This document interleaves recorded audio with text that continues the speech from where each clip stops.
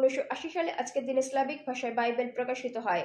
1674 সালে আজকের দিনে শিবাজি ইস্ট ইন্ডিয়া কোম্পানির সঙ্গে মৈত্রী চুক্তি স্বাক্ষর করেন। 1700 সালে আজকের দিনে গ্রিনল্যান্ড গ্রেগরিয়ান ক্যালেন্ডার গ্রহণ করে। 1912 সালে আজকের দিনে আমেরিকায় প্রথমবারের মতো বিদেশি চলচ্চিত্র প্রদর্শিত হয়।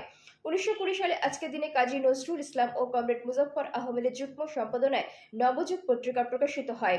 1940 সালে আজকের দিনে ব্রিটেনের নৌবাহিনী আলেকজান্দ্রিয়া ক্যাবিয়ে প্রতিশ্রয়ে ভিড় করে বেশ কয়েকটি জাহাজ ডুবিয়ে দেয়। 1941 সালে আজকের দিনে মস্কোতে প্রথমবারের মতো জার্মান বাহিনী বোমাবর্ষণ করে। 1972 সালে আজকের দিনে বাংলাদেশকে স্বাধীন দেশ হিসাবে স্বীকৃতি দেয় তানজানিয়া। 1975 সালে আজকের দিনে ব্রিটেনের নগ্ন দৌড়ের ঘটনা দেখা দেয়। 1975 সালে আজকের দিনে ব্রিটিশ কমনওয়েলথের রাগবির ফাইনালে খেলা অনুষ্ঠিত হয়। 1991 সালে আজকের দিনে সকালে হংকংয়ের ছিরে বিমানবন্দরে হংকংয়ের ইতিহাসে সবচেয়ে বড় টাকা ছিনতাইয়ের ঘটনা ঘটে। 1993 সালে আজকের দিনে জাপানের উত্তরাঞ্চলের 7.8 মাত্রার এক ভূমিকম্পে 196 জন মারা যায়। 1998 সালে আজকের দিনে ফ্রান্সের প্যারিসে ফুটবল বিশ্বকাপ ফাইনাল অনুষ্ঠিত হয়।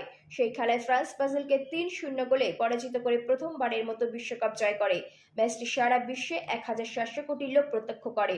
2000 সালে আজকের দিনে একটি গাড়ি বোমা হামলায় স্পেনের মাদ্রিদে 9 জন ব্যক্তি আহত হন। এর জন্য বাস্ক বিচ্ছিন্নতাবাদী দল এটিএ কে দায়ী করা হয়।